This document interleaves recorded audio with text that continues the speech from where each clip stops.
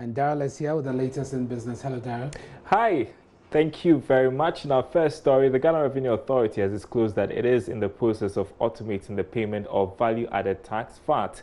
This follows some reports that VAT receipts have been falsified by some businesses. According to the Acting Commissioner General Amishadai Owusu-Amoah, the introduction of an automation system will help improve mobilization. The Ghana Revenue Authority in recent times has prosecuted some businesses for falsifying VAT receipts and shortchanging the state, a situation which has denied the country necessary tax revenue. According to the Acting Commissioner General Amishadai Owusu-Amoah, automating the VAT system will eliminate cheating and provide revenue. One of our aims this 2020 is to move into a digital system. I give an example. Currently, we write VAT invoices, and I have shared with you sometimes the number of times people can avoid writing the invoices. The number of times people are able to write, and then on the first sheet they write 16,000. That's the one that goes to the taxpayer. The one that comes to us, they write 160. There's so much of room because of the lack of technology for people to evade. And therefore, if we automate it, as happens in some countries, where you will not be able to sell without collecting the VAT and becomes automatic, then we'll be able to increase the revenue from the tax.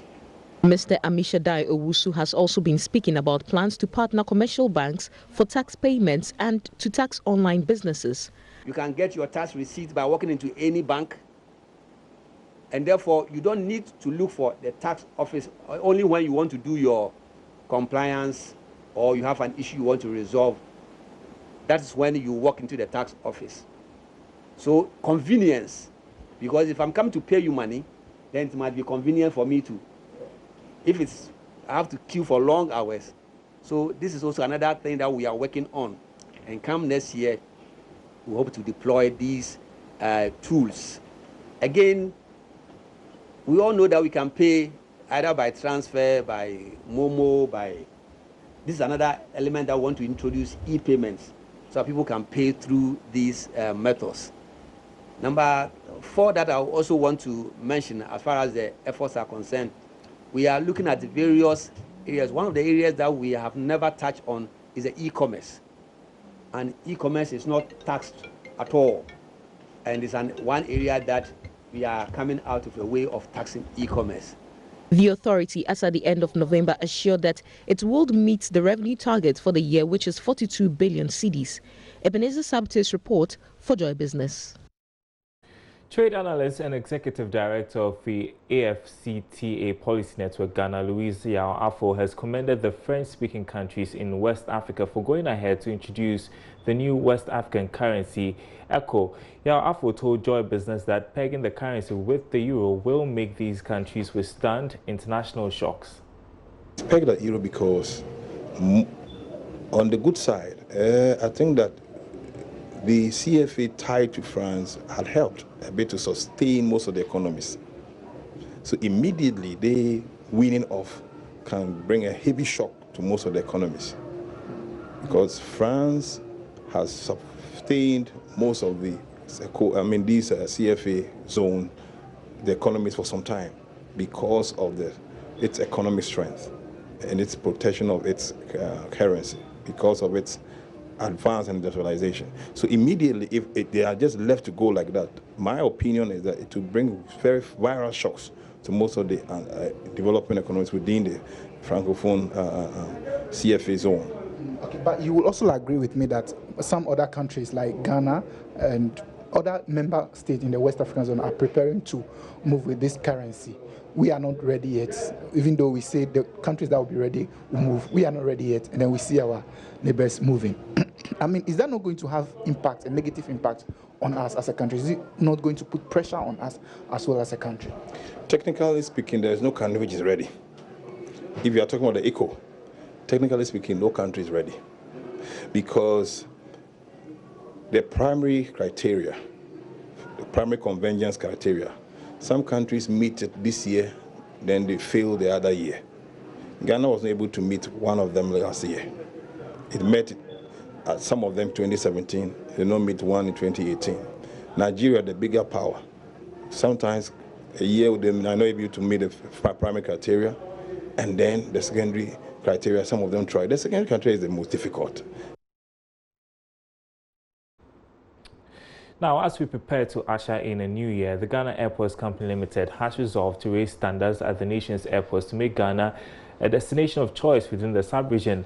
This year, Ghana Airports Company has claimed several prestigious awards for its high safety and security standards, as well as ranked 4th best airport on the continent. Speaking to my colleague Sheila Tamaklo, the managing director Yao Kwakwa gave assurance of maintaining and improving standards with the support of government and management. The Kotoka International Airport was ranked the best in West Africa by the Airport Council International this year. The rankings, which was done in the first quarter of 2019, also rated Kotoka International Airport the 4th best in Africa, an improvement from the previous year where it was ranked 6th. Similarly, Ghana was awarded the ICAO Council President Certificate for maintaining one of the highest aviation safety and security standards globally at the 40th International Civil Aviation Organization General Assembly in Montreal. On the back of these achievements, the managing director of the Ghana Airports Company Limited said they are poised to raise the standards higher. We want to improve, because if you do not improve, I can tell you that we start coming down. We are oriented that way. But we know it's not going to be easy because we are not easy targets. Everyone in Africa wants to benchmark against Ghana. If I tell you the number of countries that comes here, the number of countries that come here to sign some kind of technical arrangement with us so that we can support them. Ghana Airport Company is a member of the Airport Council International. In fact, I sit on the board in Africa. And the idea is that we don't want to leave any country behind, so we share ideas. So people come to you and find out what you are doing well. And they say that success leaves clues, right? So when you talk to people, chances are they're going to emulate your examples. So if you stay still, chances are someone will emulate and do better than you. So we are oriented at looking at what we've done to get us where we are today, so that we can make it better, so that we can improve our law. So with our orientation, with our resolve, and the commitment from government to support us in this way, I believe that we are not going to come down, but we continue to improve. The managing director, Mr. Kwakwa, also adds the company is working with Africa World Airlines to operationalize the whole airport. And that's your business update. My name is Darryl Kwao. More news after this break.